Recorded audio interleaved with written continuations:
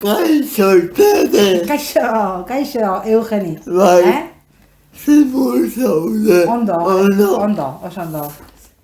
Nire bai, Zuere bai. hemen zuetutzeko gogoak. Bueno, poste naiz. Tegeira istortza, Bai. zaldukoa zaltuko, Bai. idazlea asko poesiaetan jarduntzea da, ensaioak egin dituzu, baina goazen ikasketa gaiaka okerez banago euskal eta gaztelera filologiak egiten ditune. Bai. Aurrena Donostian, hasi nintzen euskal filologia egiten, hemen ibaiaren ondoan, orduan EUTG esaten zen, hain deusto esaten zaio, eta gero joan nintzen Gasteizera, eta han bukatu nuen euskal filologia. Eta gero lanean hasi nintzen, eta Bergaran hasi nintzen, uneden lanean, eta aldi berean lanean egiteaz gain egin filologia hispanikoa. Bueno, aurrena baita ere Donostian hasi nintzen, baina gero hispanikoa bukatu nuen Gasteizen, Madrideko uneden. Eta, bueno, beti niri filologia, hizkuntzak, morfosintaxia, entzako dia gauza importanteak edo semantika, baina batez ere literatura. Batez ere literatura da, nire gauza importante bat niretzako. Nolatan zinen Bergarako unezen lanean? Bueno, nik ikasketa bukatuta gero, ikasten jarraitu nahi nuen, eta lanean hasi nintzen hemen Donostian, baina bitarte hortan, Joseba Sarrinaindia atxilatu egin zuten. Nik horienekien horregatik zanen. Baina Bergarako unedek atera zuen plaza bat, eta nik enekien zergaitik, orduan joan nintzen, plaza horretara eta zan, Joseba Sarrinaindia kartzelan zan, orduan beste pertsona bat behar zuten. Eta han hasi nintzen, uneden Bergaran. Eta han lan egin nuen, 1985 arte, 12 urte. Eta gero, ez dakit, jarraituko dut edo? Nahi zuna. Nahi badaz. Bueno, eta holaxe bukatu zen ere ikasketa prozesua. Eta gero beti jarraitu dut ikasten eta hola, baina modu ez formalean.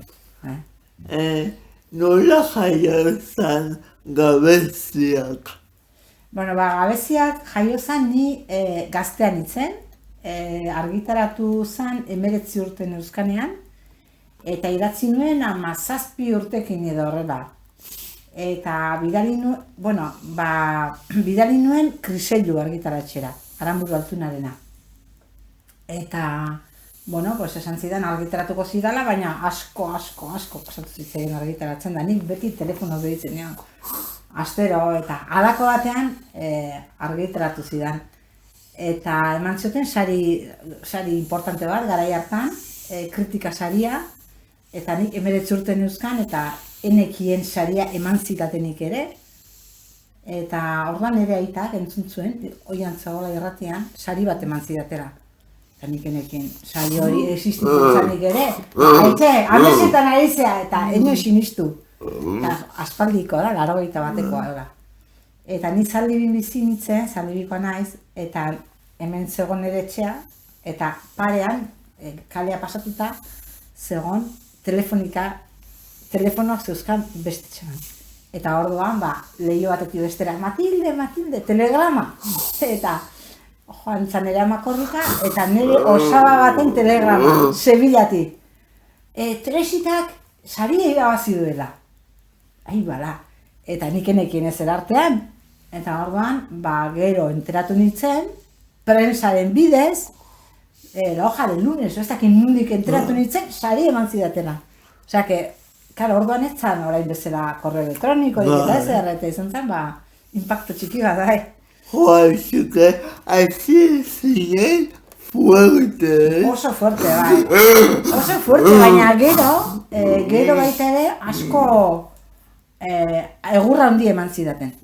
Bai, zeren eta ni izango nintzen, neska, gaina Teresita firmatzen nuen, 19 urte, eta momentu hartan Euskal Herrian literatura oso soziala zan, eta nire poesiak ziren 17-18 urteko gazte batenak, baina ez bereziki politika arloan eta asko sartzen ziren poemak.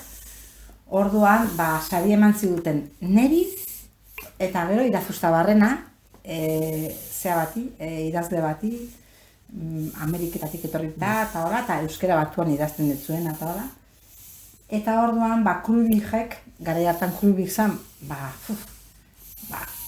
tope, zan, pertsonarik importantenetako bat euskal kulturan, eta artikulu bat idatzi zuen sari horren kontra, eta esaten zuen, pues, son las masturbaciones oníricas de una jovencita de Poblerina, eta hola.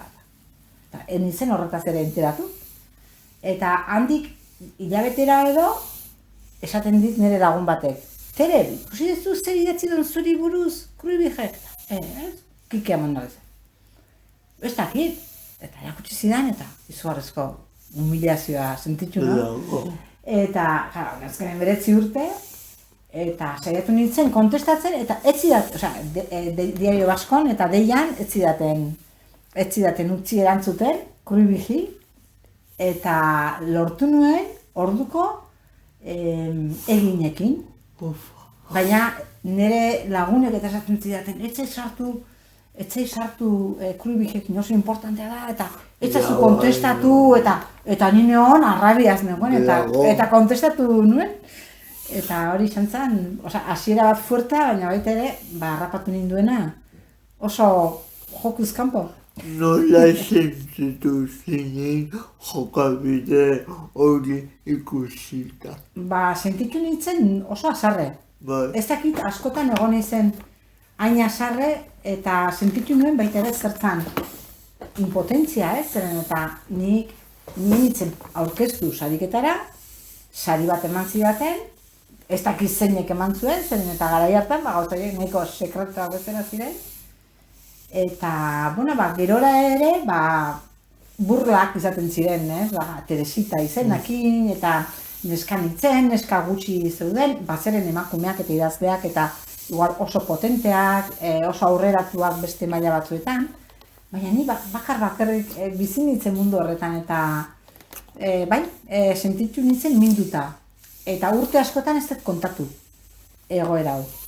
Osea, publiko, igual behin beste klase batzutan eta kontatu du, baina publiko zure programan bakarrik.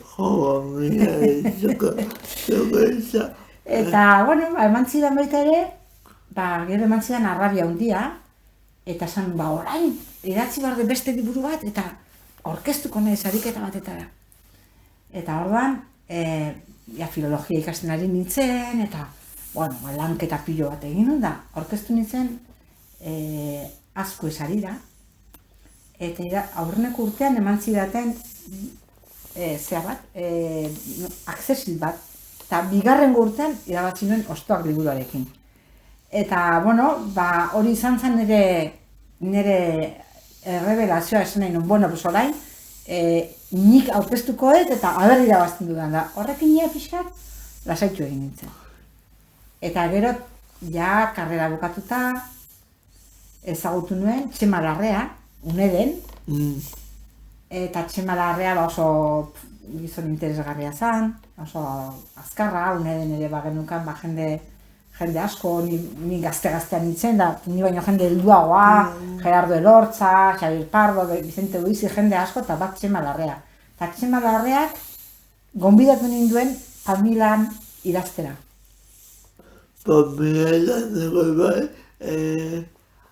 altera dituzu poesiak eta saiakerak ere.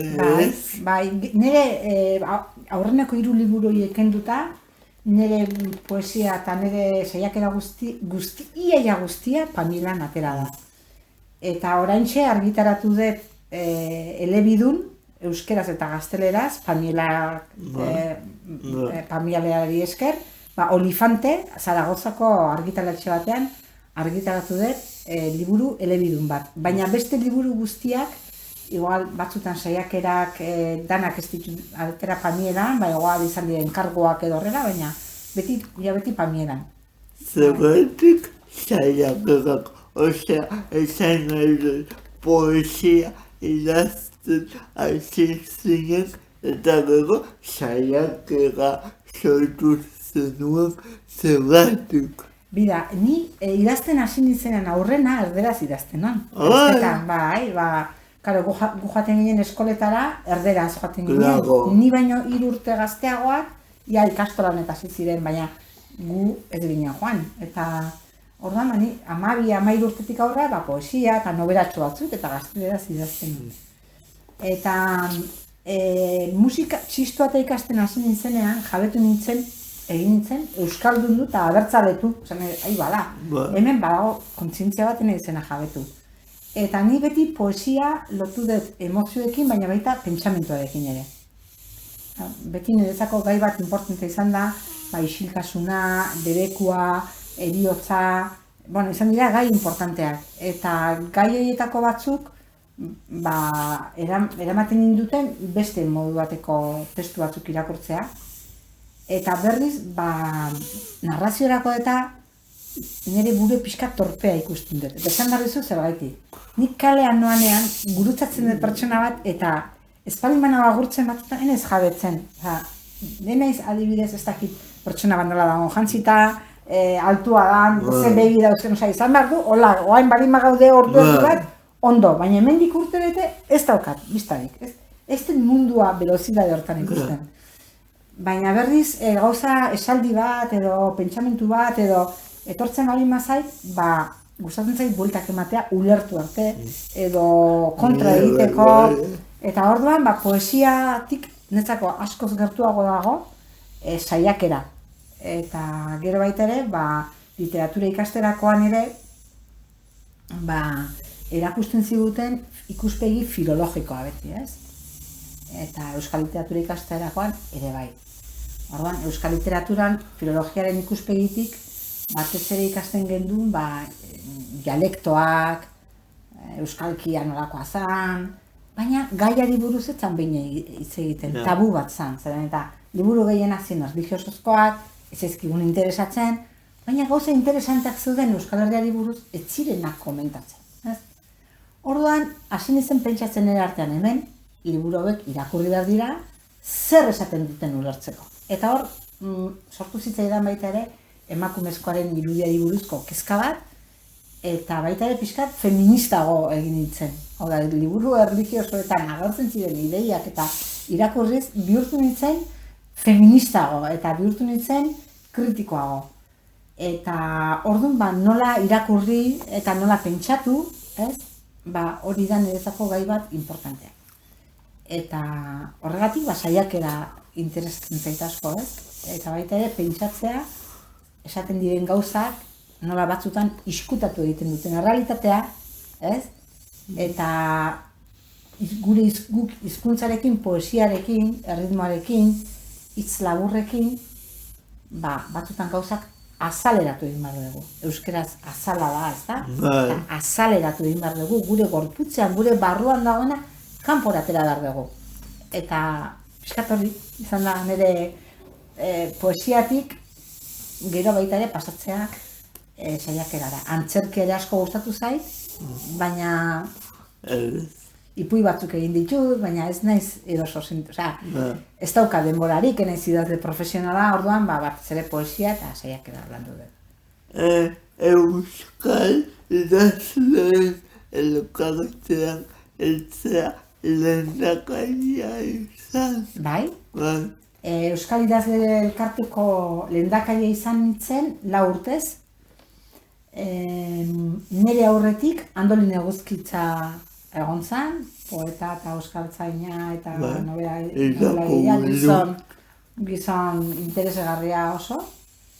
Eta, han 4 urte edo egin ditun, eta oso esperientzia berezia izan zen, baita ere ikasi nuen, pixkat nola funtzionatzen duten idazle elkarteak, baita ere argitaletxeek, ze harreman dauden, igual norbere ikuspuntu bakarra, hau da, nik hau idatzi behar dut, beste ikuspuntu bat, euskal liburu gintzan zer egin behar da, itzuripenak sustatu behar dira, idazleak ikastetxetan sustatu behar dira, ze politikara eman behar diren, ez? Eta, bueno, esperientzia edarra izan zen, baita ere, gogorra, pixkat, baina bai, edarra izan zen.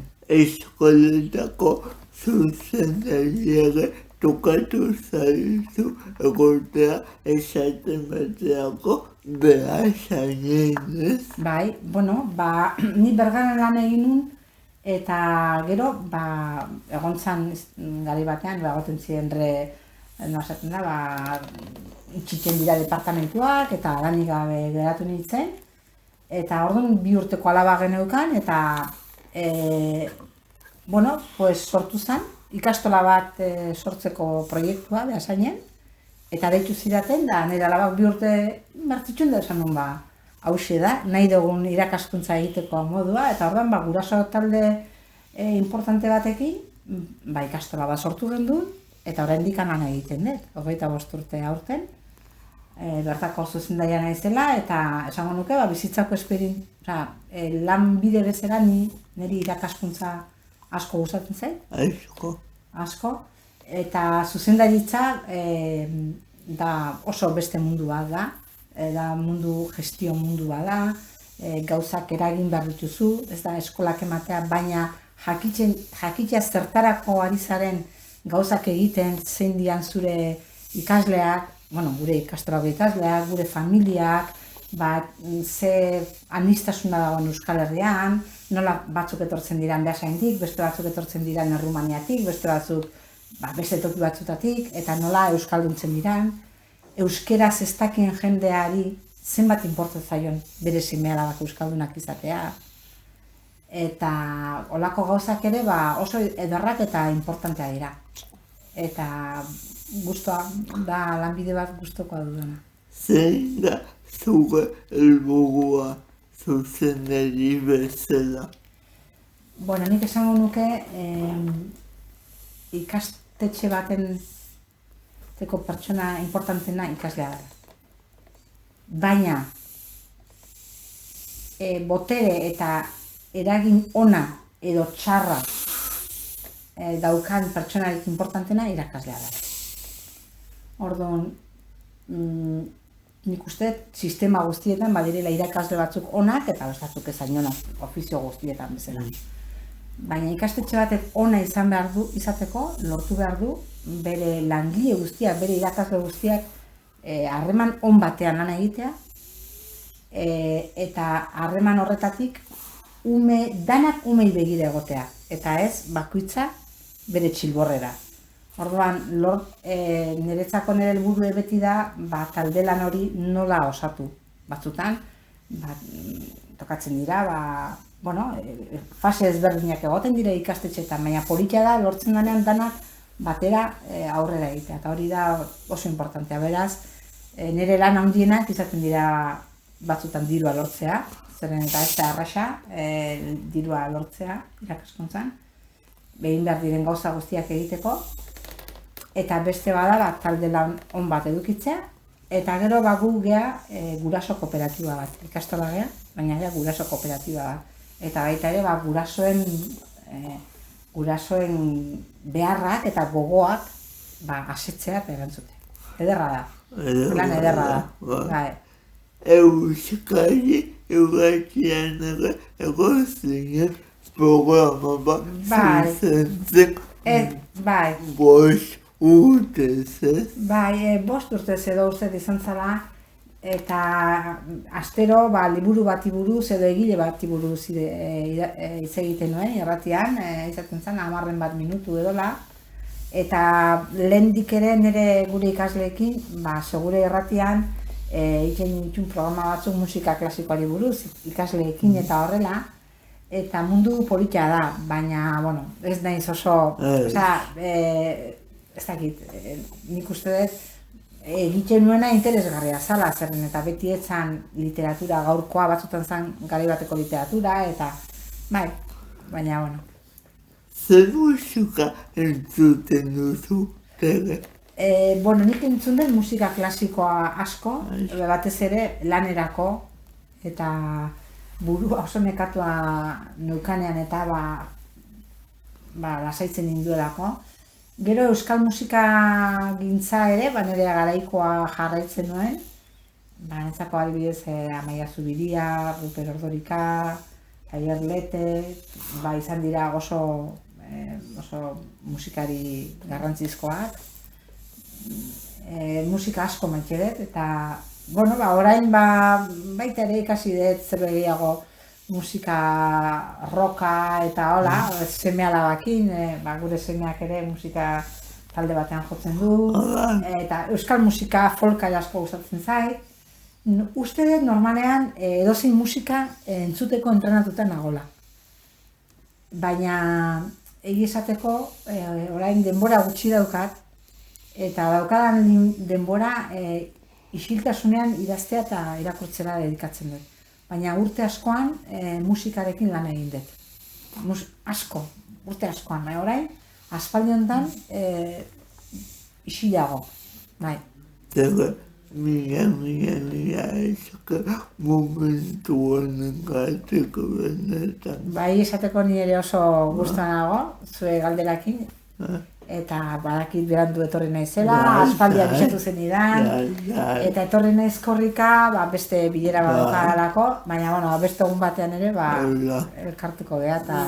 Bilaleko diego, musu handiba, gure ikuslei. Vale. Nueva gente. Bueno, Agur. edarte, mi esker.